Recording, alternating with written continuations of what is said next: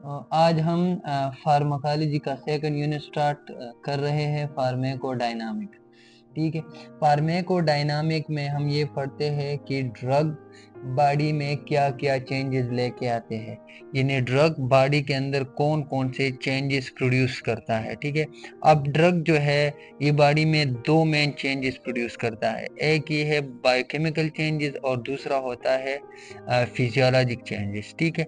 अब biochemical changes का क्या मतलब है? बायोकेमिकल चेंजेस का मतलब ये है कि ड्रग हमारे केमिकल लेवल पे क्या क्या चेंजेस लेके आते हैं। इसका मतलब ये है कि ड्रग बॉडी के मेटाबॉलिज्म, जो बॉडी में नॉर्मल रिएक्शंस होते हैं, मेटाबॉलिज्म होता है, तो कुछ ड्रग जो है वो मेटाबॉलिज्म को इंक्रीज करता है और कुछ ड्रग ऐसे होते हैं कि वो मेटाबॉलिज्म को डिक्रीज करता है। तो हम डिटेल के साथ पढ़ेंगे कि ड्रग कैसे मेटाबॉलिज्म को अफेक्ट करता है, ड्रग कैसे एंजाइम्स, ठीक है, ये एंजाइम की फंक्शंस को भी रेगुलेट करता है। ठीक है। कुछ ड्रग जो है वो एंजाइम की एक्टिविटीज को इंक्रीज करता है, कुछ ड्रग ऐसे होते हैं कि वो एंजाइम की एक्टिविटीज को डिक्रीज करता है। तो ये हम पढ़ेंगे कि ये कैसे ये ड्रग जो है ये एंजाइम एक्शंस को चेंज करता है। ठीक है। फिर हार्मोन, ड्रग जो है ये हार्मोनल फंक्शंस में क्या चेंजेस लेके आते हैं। ठीक है। अब कुछ ड्रग जो है वो हार्मोन्स की प्रोडक्शन को इंक्रीज करता है और कुछ ड्रग जो है वो हार्मोन की प्रोडक्शंस को डिक्रीज करता है। तो बायोकेमिकल में ये पढ़ते हैं कि ड्रग केमिकल लेवल पे बॉडी के अंदर क्या क्या चेंजेस प्रोड्यूस करता है, ये हम पढ़ते हैं। ठीक है। फिजियोलॉजी का मतलब ये है कि ड्रग बॉडी की फंक्शंस में क्या चेंज लेके आता है। ठीक है। इसका मतलब ये है कि ड्रग जो है ये हमारा जो कार्डियोवास्कुलर सिस्टम है इसमें क्या चेंजेस प्रोड्यूस करता है। कुछ ड्रग ऐसे होते हैं जो हार्ट रेट को इंक्रीज करता है, कुछ ड्रग जो है वो हार्ट रेट को डिक्रीज करता है। इसी तरह अगर हम ब्लड प्रेशर की बात करें तो कुछ ड्रग ऐसे होते हैं जो कि बीपी को इंक्रीज करते हैं, कुछ ड्रग जो है वो ब्लड प्रेशर को डिक्रीज करता है। तो ये फिजियोलॉजिक फंक्शंस है। ठीक है। अब ये न्यूरोलॉजिकल, मतलब ड्रग जो है ये हमारी नर्वस सिस्टम में क्या क्या चेंजेस प्रोड्यूस करते हैं। कुछ ड्रग इलेक्ट्रिकल एक्टिविटीज को एनहेंस करते हैं। ठीक है। कुछ ड्रग ऐसे होते हैं जो कि इलेक्ट्रिकल एक्टिविटीज को डिक्रीज करते हैं, वो हम डिफरेंट पर्पसेस के लिए यूज करते हैं। ठीक है। अब रिस्पायरेटरी के ड्रग जो है वो रिस्पायरेटरी सिस्टम में क्या क्या चेंजेस प्रोड्यूस करते हैं। ठीक है। कुछ ड्रग जो है वो ब्रांको डायलेटर्स होते हैं, ब्रांकाई को डायलेट करते हैं। ठीक है। कुछ ड्रग जो है वो ब्रांको कंस्ट्रक्शंस करते हैं।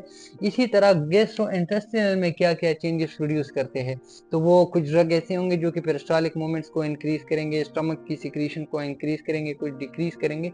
तो ये हम फार्माकोडायनामिक में डिटेल के साथ पढ़ते हैं कि ड्रग जो है वो केमिकल लेवल पे बॉडी के अंदर क्या क्या चेंजेस प्रोड्यूस करते हैं और फिजियोलॉजिक लेवल पे क्या क्या चेंजेस प्रोड्यूस करता है।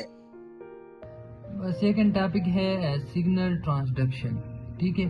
सिग्नल ट्रांसडक्शन का सिंपल मतलब ये है कि ड्रग सेल्स के अंदर जो चेंजेस प्रोड्यूस करता है वो चेंजेस ड्रग कैसे प्रोड्यूस करता है। ठीक है। तो सबसे पहले ये जो सेल होता है, सेल मेम्ब्रेन के ऊपर एक स्पेसिफिक प्रोटीन होता है, ठीक है, जो कि रिसेप्टर का काम करता है।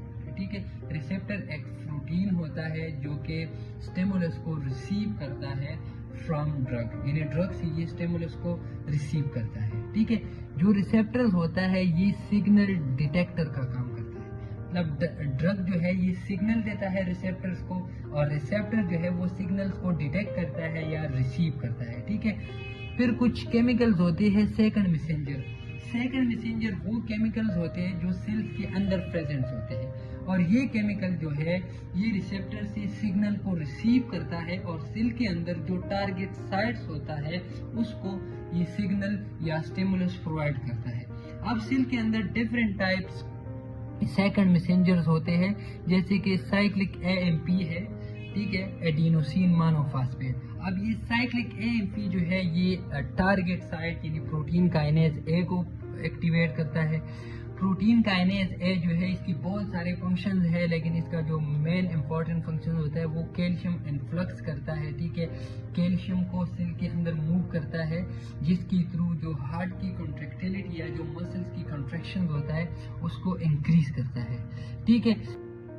दूसरा सेकंड मैसेंजर जो है वो होता है एनिसिटोल ट्राइफॉस्फेट। ठीक है। एनेसिटोल ट्राइफॉस्फेट की भी बहुत सारे फंक्शंस होते हैं। उसका मेन फंक्शन जो है ये जो एंडोप्लाज्मिक रेटिकुलम होता है, ठीक है, इसको हम सार्कोप्लाज्मिक रेटिकुलम भी कहते हैं, इसके अंदर कैल्शियम स्टोर होता है, तो ये एंडोप्लाज्मिक रेटिकुलम से कैल्शियम को रिलीज़ करता है, ठीक है। फिर कैल्शियम जो है ये मसल सेल के अंदर जो प्रोटीन्स होते हैं थिक और थिन फिलामेंट, ये कैल्शियम इसको बाइंड करके मसल को कॉन्ट्रैक्ट करता है, ठीक है। तीसरा जो है वो डाईएसाइल ग्लाइसरॉल है, ठीक है। तो डाईएसाइल ग्लाइसरॉल भी प्रोटीन काइनेज सी एंजाइम को एक्टिवेट करता है। प्रोटीन काइनेज सी एंजाइम जो है वो नाइट्रिक ऑक्साइड को प्रोड्यूस करता है। नाइट्रिक ऑक्साइड जो है ये केमिकल है जो कि एंडोथेलियल सेल प्रोड्यूस करता है, और ये नाइट्रिक ऑक्साइड वेजो डायलेशन करता है, ठीक है। नेक्स्ट जो है ये साइक्लिक जीएमपी गॉनोसिन मोनोफॉस्फेट्स होते हैं, ठीक है।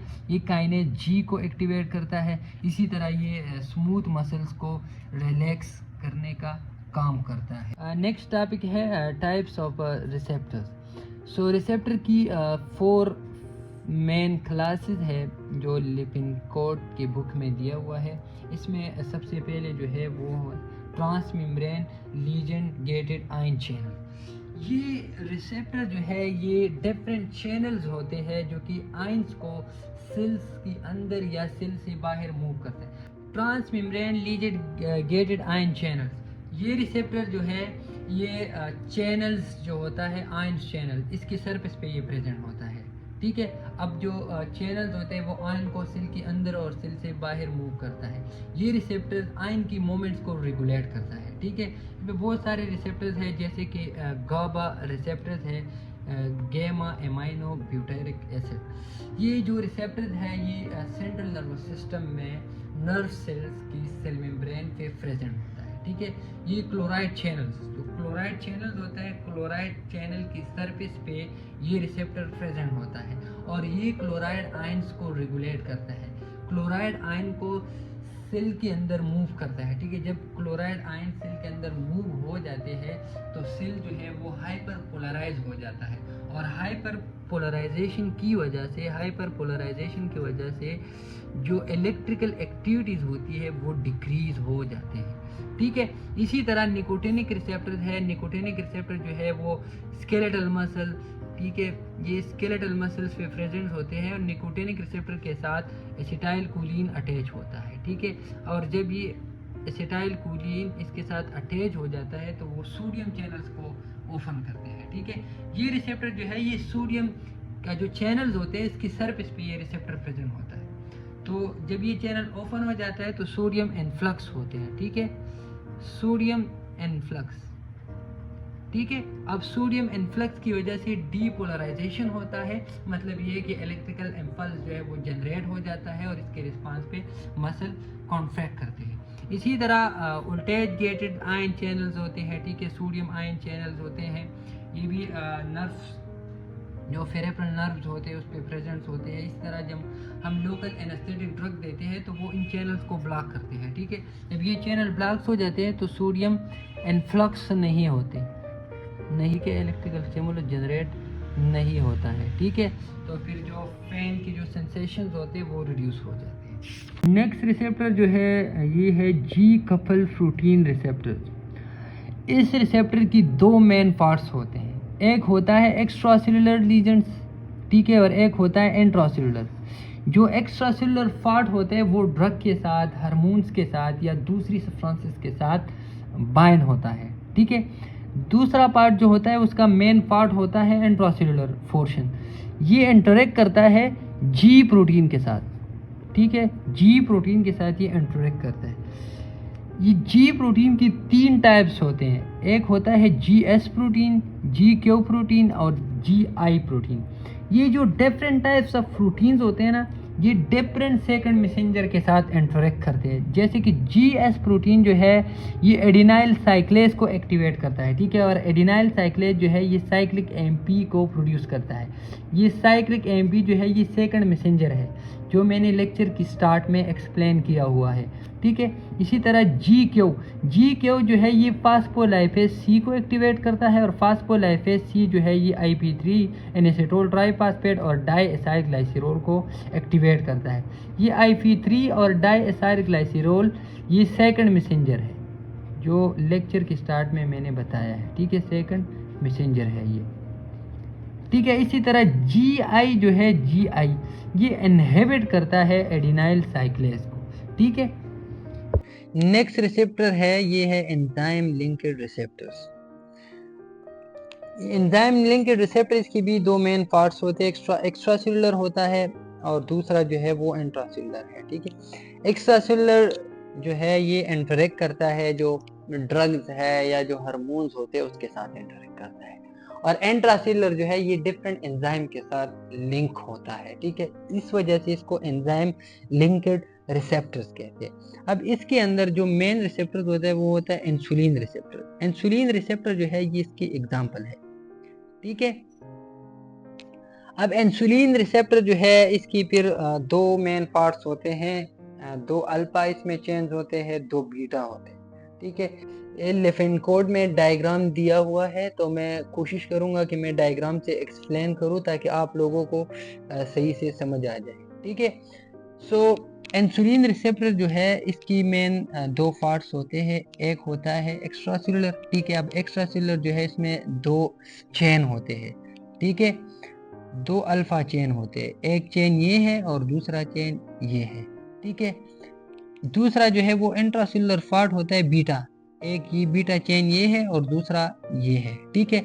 अब इस बीटा चेन के साथ टायरोसिन जो है ये बाइंड होते हैं। इंसुलिन जो है ये कैसे एक्ट करता है, तो ये स्टेप बाय स्टेप में अभी एक्सप्लेन करूंगा, ठीक है। फर्स्ट स्टेप में ये होता है कि इंसुलिन अल्फा साइड के साथ बाइंड हो जाता है, ठीक है। अब जब ये इंसुलिन अल्फा साइड के साथ बाइंड हो जाता है, ठीक है, रिसेप्टर जो है ये एक्टिवेट होता है, तो एक एंजाइम होता है टायरोसिन काइनेज, वो टायरोसिन काइनेज एक्टिवेट हो जाता है, ठीक है। फिर सेकंड स्टेप में ये होता है कि जब टायरोसिन काइनेज एक्टिवेट होता है तो वो फास्फोराइलेशन करता है। फास्फोराइलेशन का मतलब ये है, ये जो रेजिड्यूज है ये टायरोसिन के साथ फास्फेट अटैच हुआ है, तो टायरोसिन काइनेज इस रेजिड्यूज को ब्रेक डाउन करते हैं, ठीक है। अब जब ये इस रेजिड्यूज की ब्रेक डाउन होता है तो ये कन्वर्ट होता है, ये रेजिड्यूज जो है ये कन्वर्ट्स होते हैं फास्फोटायरोसोम में, ठीक है।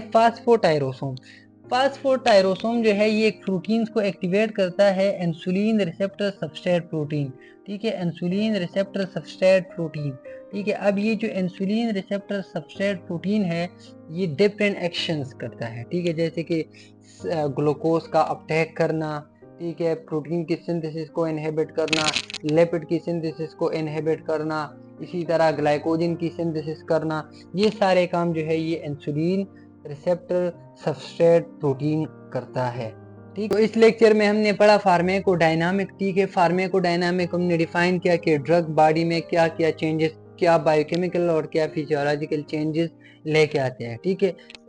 फिर हमने सिंगल ट्रांसडक्शन पढ़ा कि ड्रग जो है वो सेल्स के अंदर चेंजेस कैसे प्रोड्यूस करता है, ठीक है। फिर हमने सेकंड मैसेंजर्स पढ़े, साइक्लिक एएमपी है, एनेसेटोल ट्राइफॉस्फेट है, डाइएसाइल ग्लाइसरोल और साइक्लिक एएमपी। फिर हमने रिसेप्टर्स की टाइप्स एक्सप्लेन किए, जिसमें सबसे पहला ट्रांसमेम्ब्रेन लिगेंडेड आयन रिसेप्टर्स होते हैं। ये रिसेप्टर जो है ये आयन चैनल के सरफेस पे प्रेजेंट होता है। सेकंड हमने जी कपल प्रोटीन रिसेप्टर्स पढ़े, ठीक है। फिर इसके बाद हमने एंजाइम लिंक्ड रिसेप्टर्स को एक्सप्लेन किया।